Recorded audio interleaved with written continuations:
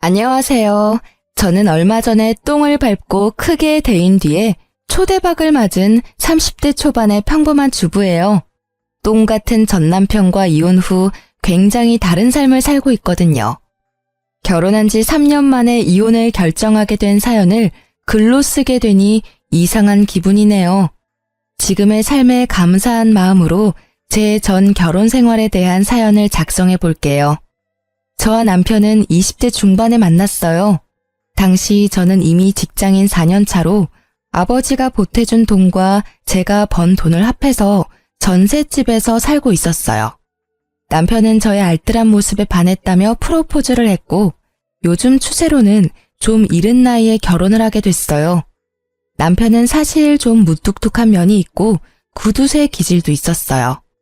그래도 연애 초반에는 좀 덜했는데 결혼 후에는 점점 심해지기는 했지만 아슬아슬하게 참을 수 있는 정도였죠. 시모는 아들이 전부인 사람으로 남편처럼 구두쇠 기질이 있었어요. 그래도 연애 초반에는 좀 덜했는데 결혼 후에는 점점 심해지기는 했지만 아슬아슬하게 참을 수 있는 정도였죠. 시모는 아들이 전부인 사람으로 남편처럼 구두쇠 기질이 있었어요. 자식은 부모를 닮는다고 했나요? 그 말처럼 두 사람은 똑같이 알뜰살뜰 돈 쓰는 걸 두려워하는 사람이었답니다. 그런 시모와 저는 그다지 가깝지는 않았어요. 시모가 매번 친정과 시댁을 차별한다며 저를 나무랐거든요. 저는 외동딸이라 친정엄마에게 매달 용돈을 드리고 있었어요. 자식도 하나뿐인데 그런 거라도 챙겨드리고 싶어서 드렸던 건데 친정엄마에게만 드리기 뭐해서 시모에게도 주는 거였거든요. 그런데 그걸 매번 작은 돈 누구 코에 붙이냐며 친정엄마한테 더 주는 거 내가 모를 줄 아냐며 난리를 피우는 거예요. 아니 근데 생각해보세요. 외동인 제가 친정을 챙기는 건 당연한 것 아닌가요? 어째서 제가 제 집에 효도하는데 시모에게 그런 말을 들어야 하죠? 어쨌든 시모의 그런 언행은 시집 오고 난 뒤부터 시작됐어요. 그런 시모와 비슷하게 남편도 돈 문제로 저를 힘들게 하기 시작했어요. 제가 번 돈으로 제가 돈을 쓰는데 남편에게 허락을 맡아야 했거든요. 어차피 사야 할 생필품이지만 매번 허락을 맡아야 했죠. 이때쯤엔 부부 사이가 아니라 거의 상사와 부하 느낌이었어요. 내 돈으로 결제 맞는 더러운 그 기분 알만한 분들은 아실 거예요. 정말 짜증나거든요. 그렇다고 제가 낭비를 하는 것도 아니었어요. 진짜 맹세코 양가 어머님께 드리는 돈이 거의 60만 원 정도고 나머지는 생활비 100, 나머지는 비상금과 적금이었거든요. 제가 한 달에 쓰는 돈은 거의 20만 원도 되지 않았어요. 그런데 그마저도 많이 쓰니 적게 쓰니 쓸데없다느니 처음에는요. 저도 좋게 생각했어요. 이게 다 나중에 좋은 집에서 살고 좋은 차 몰고 다니려면 어쩔 수 없는 희생이다 라고 말이죠. 그런데 뒤로 갈수록 이게 아니다 싶을 정도로 심할 때가 있었어요. 지금 보면 그냥 그 사람은 구두쇠였을 뿐이고 더 악질적이게도 남의 돈도 자기 돈이라고 생각하고 있었던 거였어요. 제가 이 짠돌이 남편과 싸우게 된 첫 번째 사건의 계기는 바로 친정집 세탁기 때문이었어요. 친정엄마와 평소처럼 통화를 하는데 엄마가 최근에 세탁기가 고장났다고 하더라고요. 처음에는 수리를 생각했는데 오래된 세탁기라 생각보다 수리비가 너무 많이 나와서 어떻게 할까 고민 중이라고 하더라고요. 그래서 저는 제가 모아둔 돈도 있고 저번 명절 때 남편의 성화로 용돈도 많이 못 드린 것도 있어서 제가 세탁기를 새로 사드리기로 했어요. 친정엄마는 걱정하셨지만 저는 제 돈이고 친정에 쓰는 돈인데 괜찮을 거라고 생각했어요. 솔직히 남편의 반응이 조금 신경 쓰였지만 지도 양심이 있으면 장모한테 못 해준 거 내가 해준다고 뭐라 하지는 않겠지 하는 생각도 있었죠. 그래서 이왕 해주는 김에 세탁기에 건조기까지 해서 드렸거든요. 친정엄마가 50견이 와서 빨래 넣을 때 너무 힘들다고 하신 적이 있어서요. 겨울철이나 장마철에도 빨래 말리기 편하니 친정엄마 집안일이 조금이라도 줄어들 거라 생각해서 선택한 거였어요. 새 세탁기와 건조기가 들어가는 날 부모님과 같이 있었는데 부모님은 무척 좋아하셨고 저는 이걸로 끝이라고 생각했죠. 남편도 모를 거라고 생각했는데 카드 내역이 우편으로 날아올 줄이야. 일부러 카드 실적 채우려고 카드로 구매했는데 남편이 그 내역을 보고는 당장 가지고 와서 따지더라고요. 여보, 이렇게 비싸게 주고 산 게 뭐야? 거의 400만 원에 가까운 돈을 주고 도대체 뭘 산 거야? 돈도 없는데 이만큼이나 돈을 썼어? 아, 그거 우리 친정에 세탁기 고장났다고 하더라고. 그래서 내가 하나 사드렸어. 사드리는 김에 건조기도 같이 해드렸어. 그러잖아도 엄마 매번 빨래 넣을 때 50견 때문에 아프다고 하셨거든. 건조기 있으면 팔도 많이 안 아플 것 같고 같이 하면 또 싸길래 해드렸어. 평소에 해드리는 것도 없고. 명절 때도 용돈 많이 못 드렸는데 이 정도면 괜찮잖아. 자초지종을 설명하면 이해할 거라고 생각했던 남편의 얼굴이 점점 험악해지는 걸 보고 저는 당황했어요. 그런 일이 있으면 나한테 이야기부터 했어야지. 당신 혼자 결정하는 법이 어디 있어? 돈 400이 그렇게 쉽게 결정할 일이야? 왜 당신은 항상 이런 큰일을 혼자서 결정하는 거야? 아니, 말이 좀 그렇네? 매번 그러는 것처럼 말하는데 이번이 처음이잖아. 그리고 쉽게 결정한 거 아니야. 나도 충분히 생각했고 필요하다는 걸 느꼈으니까 산 거잖아. 나는 당신이 왜 화를 내는지를 모르겠어. 이걸 산 게 그렇게 화낼 만큼 큰일이야? 큰일이지. 당신이 쓰는 돈은 우리 돈이기도 하다고. 상대방의 소비 규모를 파악하는 것도 중요한 일이고 지금처럼 당신이 과소비하는 일도 있으니까. 그리고 내가 화를 내는 건 당신이 처갓집만 챙겨서야. 세탁기는 우리 엄마가 쓰던 걸 처갓집에 줘도 되잖아. 차라리 우리 엄마한테 세탁기 새로 사드리는 게 나았을 텐데. 뭐? 그게 무슨 논리야? 참나, 우리 집이 거지야? 무슨 말을 그렇게 열받게 해. 왜 우리 집에 남이 쓰던 걸 써야 하는데? 그리고 내가 왜 멀쩡한 시댁 세탁기를 새로 해드려? 남이 아니잖아. 우리 엄마는 혼자 사용하고 계시니까 오래되긴 했어도 깨끗하다고. 그리고 우리 엄마라면 새로 사드려도 깨끗하게 오래 쓸 테니까 돈도 덜 들고 얼마나 좋아. 그게 뭐가 좋은 건데? 그러니까 당신 말은 우리 집은 더럽게 쓰고 어머님은 깨끗하게 써서 어머님께 새 세탁기를 해드리는 게 좋다는 이야기야? 오래 쓰면 그만큼 낡아져. 그걸 좋은 점이라고 하는 거야? 근데 좋고 나쁜 걸 떠나서 일단 기분이 더럽잖아, 기분이. 왜 화를 내? 다 아껴 쓰자고 하는 말이잖아. 그렇게 아껴야 우리한테도 도움되고. 그건 아끼는 게 아니지. 비루하게 사는 거잖아. 어차피 이렇게 하나 저렇게 하나 돈 드는 건 마찬가지야. 그리고 친정집 세탁기가 망가졌는데 시댁에 새 걸 해줘야 한다는 당신 생각이 미친 거지. 이번 세탁기 건조기는 다 내가 모은 돈으로 해드린 거잖아. 자기한테 돈 달라고 한 적 있어? 내가 알아서 다 했고 이미 집에 들어가 있고 환불 안 되니까 앞으로 이 이야기는 꺼내지도 마. 알 같지도 않은 소리를. 그래서 시댁에는 새 거 하나 안 해주겠다 이거지? 봐, 매번 똑같아. 넌 언제나 너희 집과 우리 집을 차별해.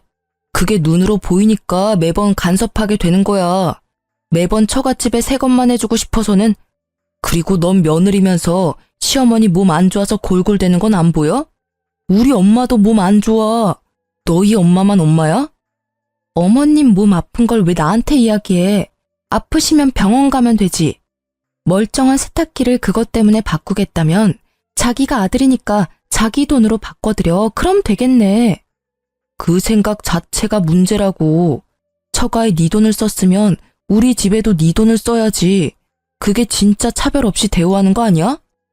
와, 진짜 웃긴다. 그럼 양가에 돈 한 푼 안 주는 당신은 차별이 없는 거야? 그리고 차별하는 거 아니라고 분명히 이야기했어. 매번 일할 것도 없고. 이렇게 큰 금액 나간 거 이번이 처음이라고. 용돈도 양가 부모님께 똑같이 내 돈으로 드리고 있다고. 당신이 줄 것도 아닌데 왜 자꾸 나한테 뭐라고 하는데?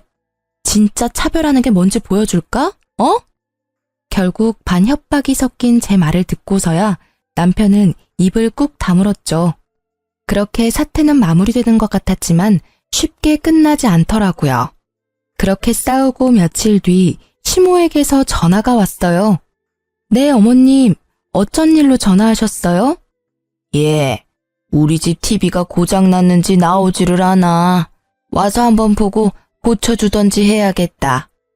시모는 항상 무언가 원하는 게 있을 때만 먼저 연락을 했거든요. 이번에는 TV를 고쳐달라거나 사달라는 것처럼 보였죠.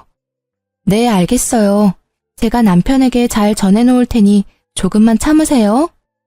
그렇게 저는 시모의 전화를 끊고 바로 남편에게 전화를 걸었어요. 여보, 어머님이 집 TV가 망가졌다고 전화 오셨던데 와서 봐달라고 하시는데 수리가 될까 모르겠네. 워낙 오래된 TV라. 그래서? 그래서라니. 가서 한번 봐드리고 와. 내가 가서 고쳐지는 것도 아닌데 내가 왜 가? 남편의 말에 당황한 것은 저였어요. 지금 당장 가서 고쳐주겠다고 해도 모자랄 판에 왜 이렇게 새초롬하게 구나 싶었는데 남편이 저에게 한방 날리더라고요. 당신이 당신 돈으로 엄마네 TV 바꿔주면 되잖아. 차별하지 않는다고 했으니 그렇게 해줄 거지? 그럼 너는 뭘 해줄 건데? 뭐? 내가 왜 해줘야 되는데? 당신이 알아서 하라니까? 그게 차별하지 않는 거지. 장난치는 것도 정도가 있거든? 야, 친정집 세탁기 고장났을 때 네가 돈 한 푼이라도 냈어? 땡전 한 푼 보태준 적도 없으면서 뭐? 나더러 시어머니 TV까지 해내라고? 네가 친정집에 뭐라도 해주면 나도 해줄게. 그러니까 뭐 해줄 건데? 너 해주는 거 봐서 시댁에 해준다니까? 내가 돈 한 푼 안 냈다고 잔소리하지 말라고. 나는 아끼자고 분명히 이야기했잖아. 그런데 그만큼 큰 돈을 나랑 상의 없이 쓴 건 분명 당신 탓이지. 왜 나한테 화살을 돌려? 당신 돈으로 처가에 뭔가를 사줬으면 똑같이 당신 돈으로 시댁에도 사줘야지. 몰래 처갓집에만 가전 사주고 이러는 거 그게 처갓집이랑 시댁 차별하는 거 아니야? 말도 안 되는 말을 논리적으로 하려고 애쓰는 미친 남편 놈을 보며 저는 화를 꾹 누르며 맞받아쳤어요. 아, 그래. 그럼 이렇게 하면 되겠네.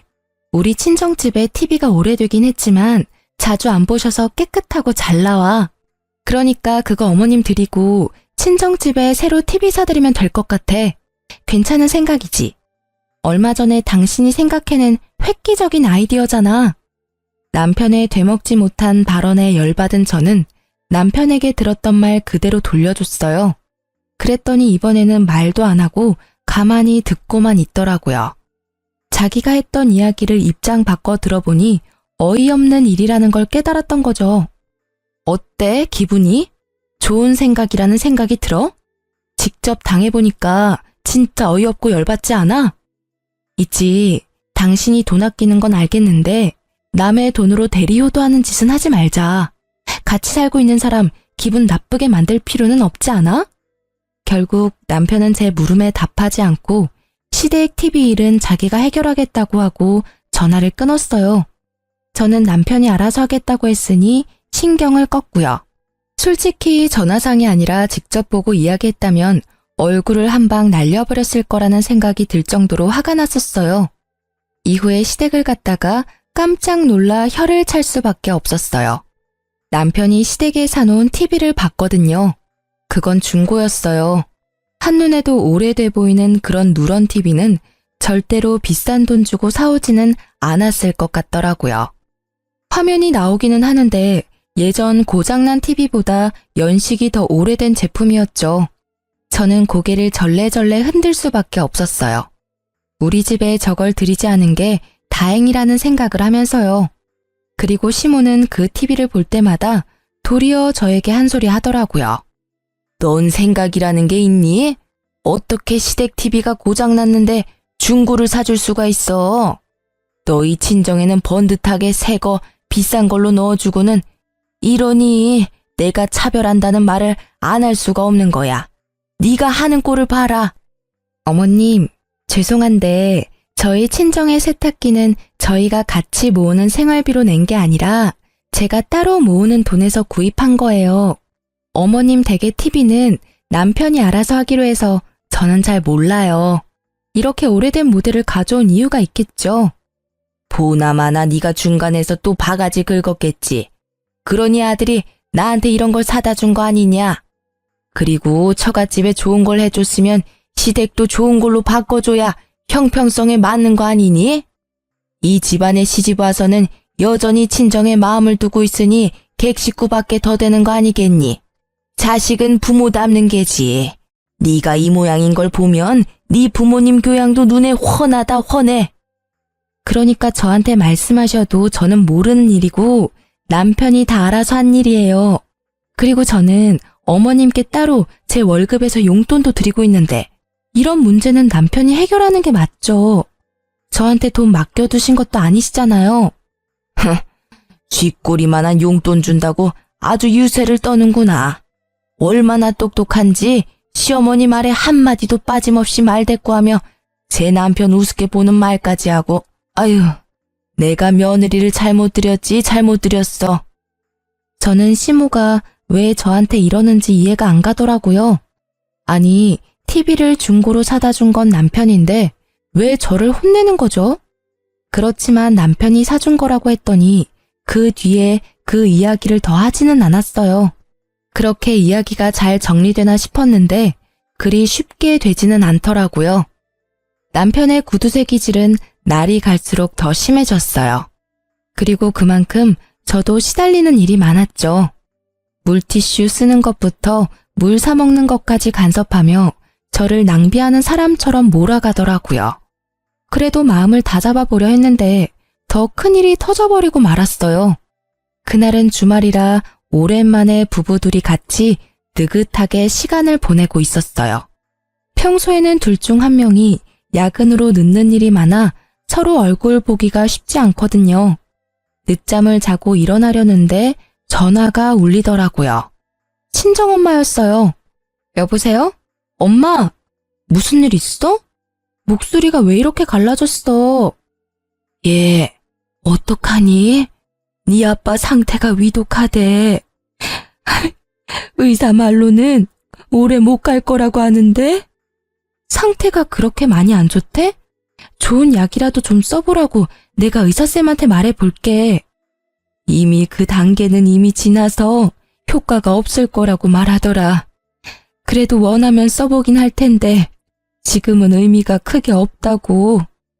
그래서 이렇게 손 놓고 기다려야 하는 거야? 좋아지기를 바라지만 아무리 봐도 상태가 안 좋아. 너도 나도 마음의 준비를 해야 한다고 선생님이. 울지 마. 지금 내가 갈게. 잠깐 기다리고 있어봐. 아니야, 됐어. 어차피 와도 너 못 들어와.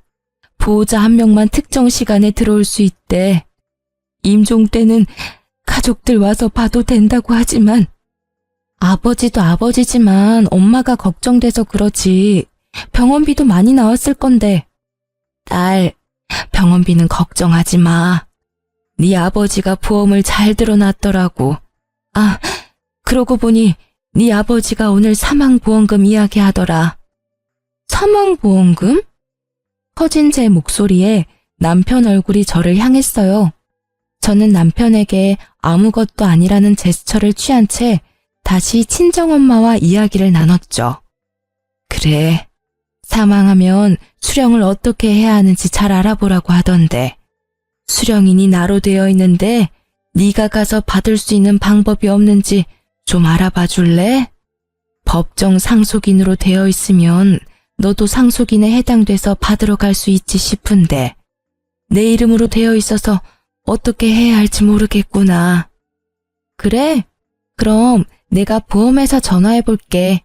수령인이 법정 상속인이 아니라 특정 사람으로 지정되어 있을 때 가족인 다른 사람이 수령하려면 어떻게 해야 하는지 물어보면 되지? 그래, 네 아버지가 미리 알아봐 놓으래. 어지간히도 우리가 걱정되시나 보다. 아무것도 못할까봐. 당신 몸이나 걱정해야 할 때 왜 우리 걱정을 하는지. 또 흐느끼는 친정 어머니를 달래며 화장대 앞에 거울을 보고 있었는데 남편 눈빛이 묘하게 반짝이는 걸 느꼈죠. 뭔가 찝찝한 느낌이 들어서 전화를 끊고 남편에게 물었어요. 아까 전에 전화할 때 왜 그렇게 빤히 쳐다본 거야? 이제 좀 있으면 장모님 생신이잖아. 안 좋은 일도 있으신데 생일이라도 좀 좋은 날 되셨으면 싶어서 선물 하나 드리려고 하는데 뭘 해드리면 좋아하실까? 갑자기 무슨 일로? 해마다 식사하고 용돈 조금 드리고 그게 일상이잖아. 선물하려고 할 때마다 경기하면서 안 된다고 한 사람이 무슨 선물은? 이번에는 좀 다르잖아. 어머님도 많이 힘드시니까 기운 차릴 만한 일도 있으셔야지. 잘 생각해봐. 어머님이 좋아하실 만한 걸로. 그럼 명품 가방이라도 드릴까? 정말로 별 생각 없이 던진 말이었어요. 남편이라면 절대로 받아들이지 않을 물건이라고 생각했거든요. 그렇지만 남편이 센 척 나오니 저도 그냥 센 척하고 싶었던 것뿐이랄까? 진짜 아무 생각 없이 던진 말이었는데 그런데 이게 무슨 일인지 갑자기 남편이 알겠다고 하더라고요. 그래, 그걸로 사드리자. 내가 봐서 사올게. 진짜로 사드릴 거야? 그래, 지금이라도 사위 노릇 해야 하지 않겠어? 힘드신데 옆에서 지탱하지 못하면 마음이라도 전달해야지. 그 말에 당황한 것은 저였어요. 이런 사람이 아닌데? 그런 걸 사볼 생각조차 하지 않는 사람인데 말이죠. 이때까지 저는 남편이 말만 그렇게 하고 사오지 않을 거라고 생각했어요. 그런데 그 바로 다음 날 남편이 진짜 가방을 사왔더라고요. 저도 아는 유명 브랜드의 고가의 명품 가방을요.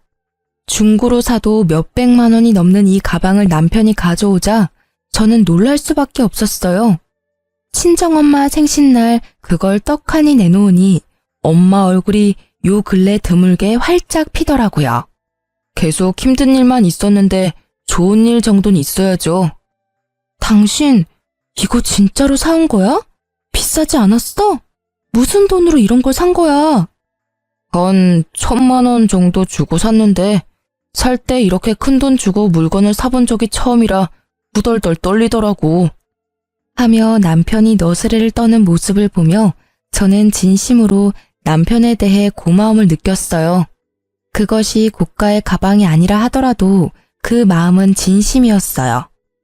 어머니가 힘들어하는 시기에 하나뿐인 사위와 딸이 맛있는 식사 대접에 마음을 다독여줄 따뜻한 선물을 해준다는 건 너무나 환영할 만한 일이니까요. 저는 그런 남편에게 진심을 담아 말했어요. 여보, 고마워. 엄마가 기운을 조금 차리신 것 같아서 나도 기분 좋아. 당신이 명품 가방 해준 것만큼 나도 잘할게. 뭘, 해야 할 일을 했을 뿐인데 너무 신경 쓰지 말고 장모님 잘 지탱해드려. 자주 만나 뵙고 연락도 하고 말이야. 그렇게 친정엄마 생신이 훈훈하게 끝나는가 했는데 그 다음날 시모에게서 시댁으로 오라는 연락을 받았어요. 무슨 일인가 하고 갔더니 시모가 노발대발하며 저를 잡아먹을 것처럼 노려보더라고요. 네가 네 남편을 어떻게 요리를 했길래 그런 비싼 가방에 돈을 들이도록 만들었어? 말해봐. 네가 뭐라고 시켰으니까 나한테는 생전 선물도 안 해준 명품 가방을 처갓집에다 갖다 바친 거 아니야. 차별한다 내가 말했지만 이렇게 티가 나도록 나를 무시할 줄은 몰랐구나. 알고 보니 저희 엄마 카톡 프로필이 수정된 걸 보고 시모가 개거품을 문 거죠. 사위가 선물해준 가방. 그리고 사진에는 선물 받은 가방 사진이 떡하니 있었죠. 저는 당황했어요. 사실 처음에 뭘 사줄까 하고 물었을 때 명품 가방이라고 대답한 건 저였으니까요. 솔직히 진짜 사올 줄 누가 알았겠어요. 그러니 저도 시모에게 미안한 마음이 들더라고요. 어머님, 진정하세요. 그 가방은 저희 어머니 생신 선물로 이이가 선물해준 거라. 어머님 생신 때는 제가 예쁜 걸로 사드릴게요. 생일까지 어떻게 기다리니? 그리고 너희들 진짜 이러는 거 아니다. 내가 돈 때문에 명품 가방 때문에 이러는 거 같지? 아니야. 이런 사진 보면서 남편 없는 내 신세가 서럽고 자식이며 며느리한테도 홀대받는 내 인생이 불쌍해서 아이고. 말릴수록 더 심하게 과장되게 울고불고 하는 시모를 남편은 팔을 잡고 끌고 나가려고 했어요. 어머니, 잠깐 나가서 이야기해요. 조용한 데서 이야기 좀 하자고요. 놔, 내 전현한테 직접 들어야겠어. 너를 어떻게 구워 삶았길래 제발요. 따라오세요. 결국 시모를 끌고 가다시피 한 남편은 시모와 집 밖으로 나갔어요. 저는 걱정이 됐어요. 말주변 없는 저 사람이 제대로 말을 전달할 수 있을까 하고요. 정말 작은 걱정이었지만 이때는 너무 미치겠더라고요. 말 한마디에 진짜 시모의 분노를 살 수 있으니까요. 그래서 몰래 저도 나가서 이야기를 들으려고 했는데 마침 베란다 문이 열려 있더라고요. 시댁 집이 2층이라 당장 베란다 쪽으로 나가서 몸을 기울였어요.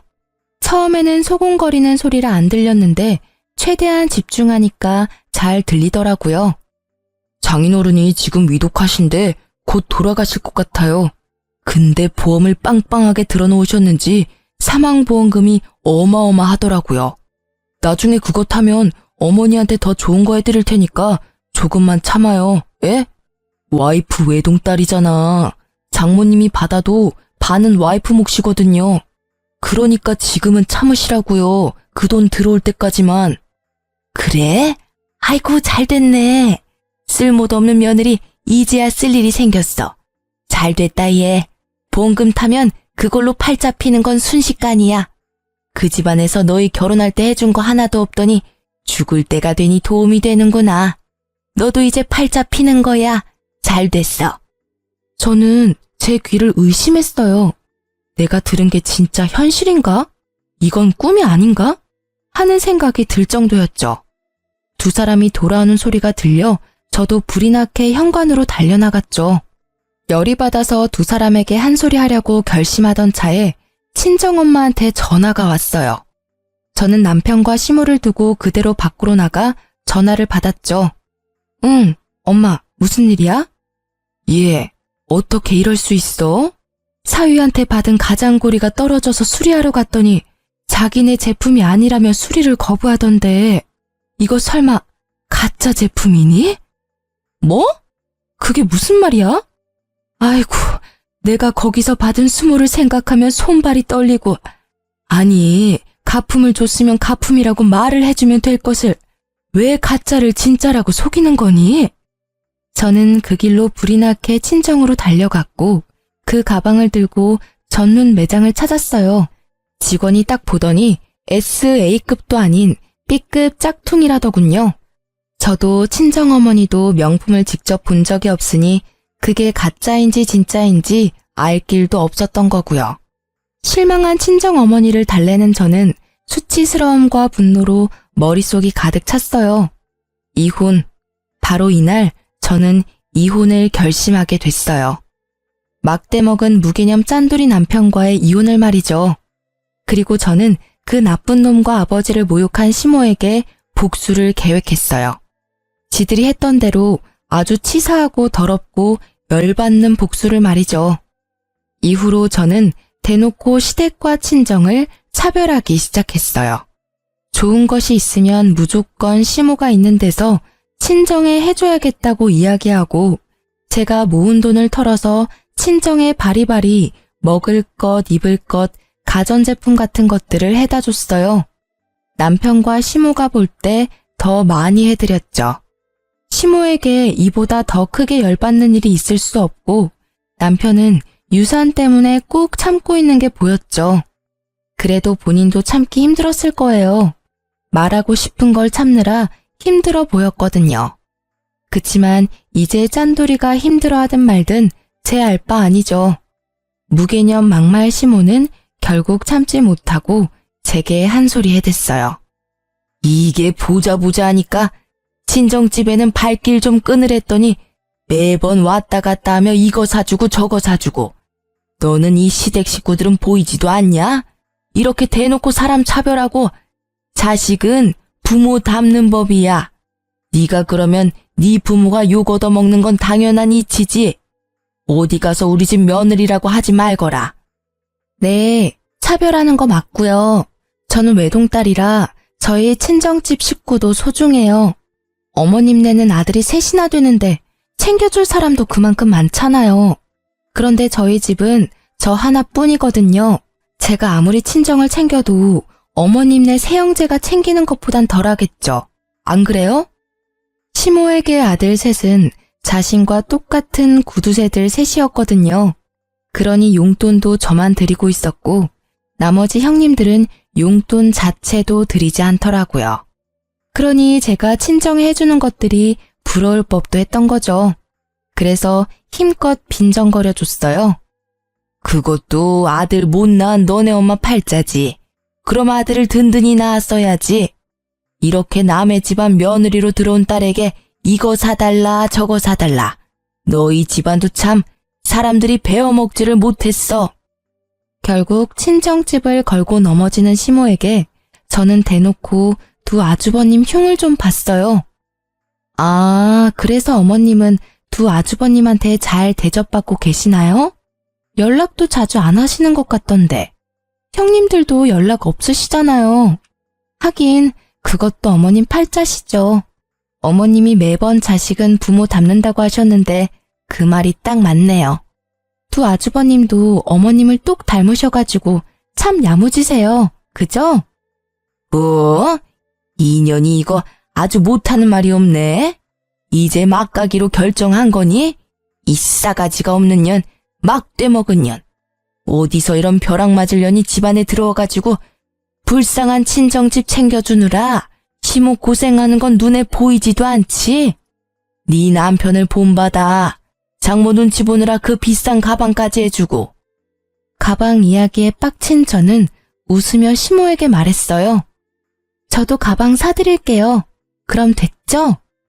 그리고 며칠 뒤 시모의 생일날 저는 정말로 가방을 샀어요. 물론 짝퉁으로요. 생일날 그 가방을 받고 좋아하는 시모의 얼굴에 어찌나 기분이 좋던지 조만간 그 얼굴이 일그러질 걸 생각하며 저는 싱긋 웃었어요. 남편놈은 본인이 장모에게 해준 가방 때문에 제가 시모에게 가방을 선물해줬다고 생각하고 있더라고요. 뭐 반쯤은 맞는 말이었죠. 짝퉁 선물에는 짝퉁 선물로. 저는 얼른 그게 가짜라는 걸 알아차리도록 하기 위해서 일부러 시모의 가방 지퍼 부분을 잡고 확 뜯어버렸어요. 시모에게 수리를 하셔야 할 것 같다고 구매처 장소까지 똑똑히 알려드렸죠. 그리고 며칠 뒤 수리하러 갔다 씩씩거리며 집으로 돌아온 시모의 모습에 저는 시치미를 뚝 떼고 앉아 있었어요. 너 나한테 감히 가짜를 줬어? 어떻게 할 거야? 그 명품점에서 내가 이런 수치를 당하고. 너 네 와이프가 나한테 가짜 가방을 준 거 알고 있었니? 당신 뭐 하는 짓이야? 어머님 생신에 가짜 가방을 선물하면 어쩌자는 거야? 진짜 개념도 없고 생각도 없구나. 내가 장모님께 해준 게 얼만데 이런 식으로 은혜를 원수로 갚아. 은혜 같은 소리하고 자빠졌네. 야, 다른 사람은 다 나 욕해도 당신이랑 어머님은 나 욕하면 안 되지. 당신이 했던 짓이 있는데 나를 탓하는 건 웃기지 않아? 뭐라는 거야, 얘가? 어머님, 모르셨어요? 댁의 아드님이요. 장모한테 B급 가짜 가방을 줬더라고요. 생신 선물로요. 그래놓고는 명품 가방이라고 속이고는. 그래서 저도 어머님한테 똑같이 드린 거예요. 저희 어머니가 받았던 것처럼 짝퉁 가방으로요. 아드님이 뿌린 대로 거둔 거니까 불만은 없으시죠? 그거 언제 알았어? 아니, 그건 다 이유가 있어서. 그 이유는 알고 싶지도 않아. 짝퉁? 그것도 괜찮아. 처음부터 가짜라고 이야기했으면 차라리 나았어. 돈 없지만 다음에는 진짜를 사주겠다고 이야기했다면 우리 형편에 아쉽지만 어쩔 수 없다며 좋게 넘어갔을 일이지. 그런데 당신은 그걸 숨겼어. 아니, 거짓말을 했지. 1,000만 원이 넘는 가격으로 산 것처럼 사기를 쳤어. 자기 장모한테 말이지. 이 사기꾼. 서슬퍼런 제 모습이 처음인지라 남편과 시모는 놀란 눈치였어요. 그런 남편의 모습에 저는 한 방 더 먹여주기로 했어요. 그리고 한 가지 더 말해주는데 그 일 덕분에 우리 엄마가 괘씸해서라도 나한테는 아버지 보험금 안 주겠대. 어차피 지정 수령인이라 엄마한테 다 가는 거라 나는 한 푼도 못 받는다고. 뭐? 그게 무슨 말이야? 당신도 법정 상속인인데 왜 못 받아? 나도 몰라? 아니면 우리 엄마한테 직접 물어볼래? 진짜로 안 줄 생각인 건지. 남편 놈이 진짜로 급했는지 친정엄마한테 곧바로 전화를 걸더군요. 그 탐욕 가득한 눈빛이 어찌나 한심하던지. 물어보랬다고 그걸 전화하는 저 뻔뻔함에 치를 떨었죠. 어머님, 저 한 가지만 여쭙겠습니다. 혹시 와이프는 장인어른 사망보험금 못 받습니까? 그래, 자네는 우리 집을 뭐라고 생각하는 겐가? 자네 장인 사망보험금은 이 집에서 알아서 할 일이야. 자네가 신경 쓸 일 아니지. 나는 지금 자네에게 크게 실망했어. 이런 무례한 전화도 그 중에 하나지. 더 이상 할 말 없으니 이제 더 이상 나한테 전화하지 말게. 미리 친정엄마와 계획해둔 거였어요. 아버지의 사망보험금이 사라진다면, 내 몫이 사라진다면 이 짠돌이가 어떻게 나올까 하고 아마 분명히 높은 확률로 제가 바라던 말을 해줄 거라고 생각했어요. 그리고 제 예상이 맞았어요. 남편의 절박하던 얼굴은 금세 뻔뻔하게 바뀌더라고요. 그 얼굴에는 미안함도 부끄러움도 없었어요. 당신이 사망보험금 못 받는다면 나랑 같이 살 필요 없어. 우리 이혼해. 짠돌이 남편 싫다며. 매번 차별 운운하는 시어머니도 싫고 그럼 됐잖아. 그냥 이혼하자. 그래, 너 잘 생각했어. 애도 못 가져. 처갓집이랑 차별도 하고. 이런 못 사는 집 딸보다 더 좋은 여자 이 나라에 널리고 널렸어. 위자료나 듬뿍 받아내라. 두 사람의 말에 저는 속으로 비웃었어요. 지금 부부가 같이 사는 집도 제 명의로 된 전셋집이고 그마저도 결혼 중에 마련한 게 아니라 제가 처녀 시절부터 마련해서 온 것인데 지들 위자료 받을 생각으로 가득하더라고요. 이혼 소송할 거지? 어차피 합의 이혼은 안 될 것 같으니까. 나는 당신이 유책 배우자라고 생각하고 그렇게 증거 모을 테니까 위자료는 아마 당신이 내야 할 거야. 그게 무슨 소리야. 위자료는 당신이 내야지. 나는 이미 어머님이 나한테 한 막말들 다 녹음해놨어. 카톡 대화 내용도 다 찍어놨고. 제 말에 심오한 남편은 그제야 꿀먹은 벙어리가 되더라고요. 그 뒤에 남편은 자기가 불리해질 것 같으니 뒤늦게 울며 불며 인정에 호소하며 매달렸지만 저는 냉정하게 뿌리쳤어요. 보험금 못 받는다니 냉큼 이혼하자던 놈이 이제 와서 무슨 낯짝으로 다시 매달리는지. 결국 이혼 소송은 역시 저의 승리였어요. 그리고 그 판결 이후 친정아버지가 돌아가셨죠. 친정엄마는 이혼한 제게 사망보험금의 반을 나눠주고 저는 보험금과 위자료, 전세금을 합해서 아주 좋은 집을 계약했어요. 그렇게 4년이 흘렀어요. 이미 저는 좋은 남자를 만나 재혼에 성공한 상태였죠. 내심 이번에는 절대로 짠돌이와 만나지 않으려고 조심 또 조심했는데요. 그렇게 만난 게 현재 남편이에요. 작은 상가를 소유한 남자로 결혼 직후 아기 천사가 찾아온 덕분에 저는 회사를 그만두고 아이 육아에만 힘쓰고 있었죠. 그러다 아이를 어린이집 보내고 남는 시간엔 남편 상가에 가서 일을 조금씩 도와주고 있었어요. 그리고 어느 날 남편 건물에 청소 여사님 면접을 보기로 해서 아기를 안고 건물 관리실로 들어갔어요. 그 안에는 면접을 보기 위해 온 연세 지긋해 보이는 여사님들이 계시더라고요. 그리고 고개를 돌리다가 저는 익숙한 얼굴과 마주쳤어요. 바로 전시모였어요. 전시모는 제 모습을 보더니 제가 이곳에 면접 보러 온 줄 아시더라고요. 아이고, 어디서 남자 하나 꼬셔서 애 낳고 살고 있니? 세상에, 이런 청소하는데 올 정도면 네 팔자도 망한 거나 다름없구나. 여자 팔자는 남자를 잘 만나야 펴는 법인데 네가 만난 남자가 얼마나 못났으면 이런 데를 와? 우리 아들이랑 헤어지고 어떻게 사는지 척보니 알만하구나. 그러게 왜 그 난리를 치며 이혼까지 해가지고는 내가 무어라 말하기 전에 먼저 치고 나오더라고요. 저는 아무 말 없이 그냥 듣고만 있었어요. 그냥 웃겼어요. 자기 처지도 모르고 여기 와서 잘난 체 하는 게 제 무덤 열심히 파고 있는 모양이더라고요. 그래도 애는 하나 낳아줬나 보네. 우리 애가 너한테서 애 보기 싫어서 애를 안 가진 거 아니니? 잘했지. 애라도 있었으면 얼마나 울고 먹었을 거야. 애 있다고 양육비 내놓으라 어쩌라 했겠지. 애가 없는 게 얼마나 다행인지. 아무 말 없는 거 보니 너도 네 처지가 부끄럽긴 한가 보네. 그렇게 말하던 전시모의 눈이 제가 들고 있던 가방을 향하더라고요.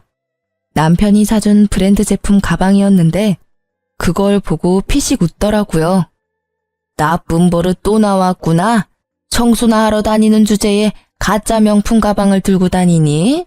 나한테 짝퉁 가방 선물할 때부터 알아봤어. 그것도 가짜지? 줘봐. 그때 내가 당한 수치를 생각하면 지금도 화가 가라앉지를 않아. 그러면서 제 가방을 뺏어갔어요. 가방을 험하게 다루며 상처를 내길래 제가 말해줬어요. 그거 가품 아니고 진품이에요. 이미 가죽에 기스가 났네요. 수리 비용 주실 거죠? 이거 수리 안 되면 하나 통으로 사주셔야 하는데 그 정도 능력은 있으신 거겠죠? 하긴 아드님이 셋이나 계시는데 그 정도 돈 없겠어요? 제가 차분하게 웃고 있으니 전시모도 약간 이상하게 생각한 듯 하더라고요. 제 가방이 바닥에 내팽겨쳐질 때 마침 관리실 문이 열리면서 관리 직원이 인사를 하러 나왔죠. 아이고 사모님, 왜 거기서 계세요? 여기 안쪽으로 와서 앉으세요. 사모님? 저는 전시모가 바닥에 떨군 가방을 들어 먼지를 툭툭 털어냈죠. 고개를 드니 전시모의 얼굴이 새하얗게 질린 게 보이더라고요. 그제야 상황 파악이 된 것 같더라고요. 제가 일하러 온 사람이 아니라는 것과 자신이 던져버린 가방이 가품이 아닌 진품이라는 걸요. 네, 제가 사모님이고 오늘 이 건물 청소 여사님 구하는데 지금 남편이 면접 좀 봐달라고 해서 온 거예요. 일단 한 분씩 안쪽 방에서 면접 볼게요. 저희는 연이 있으니 먼저 면접 봐드릴게요.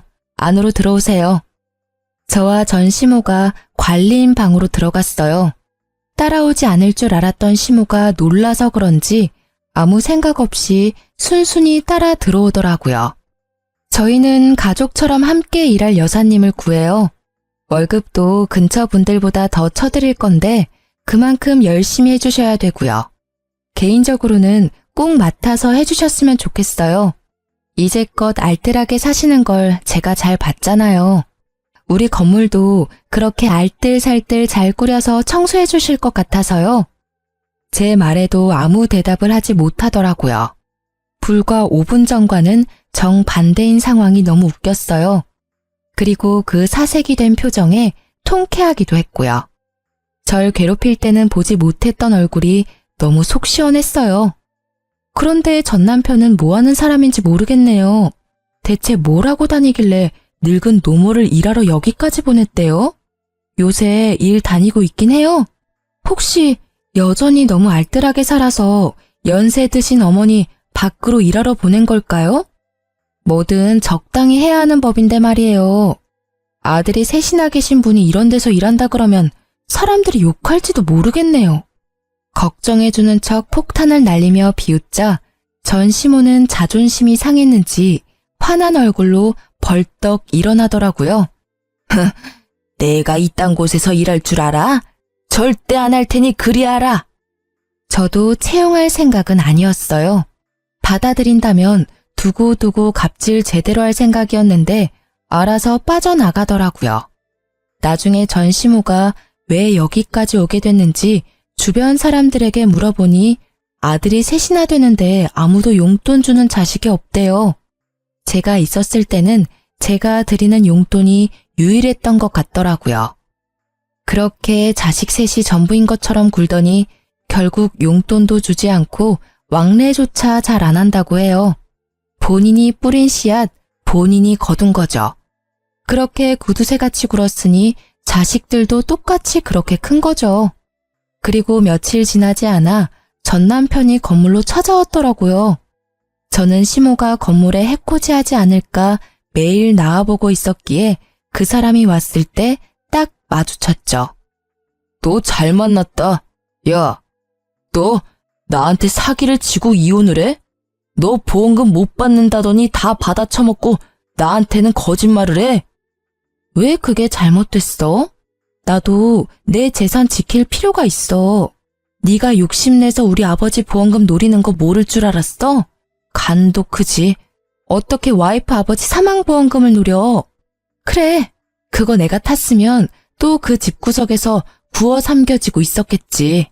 정말 불행 중 다행이었어. 뭐? 이게 말이면 다인 줄 아나? 야, 이딴 작은 상가 하나 가지고 있다고 무서운 줄 모르나 본데 나는 니년 절대 용서 못해.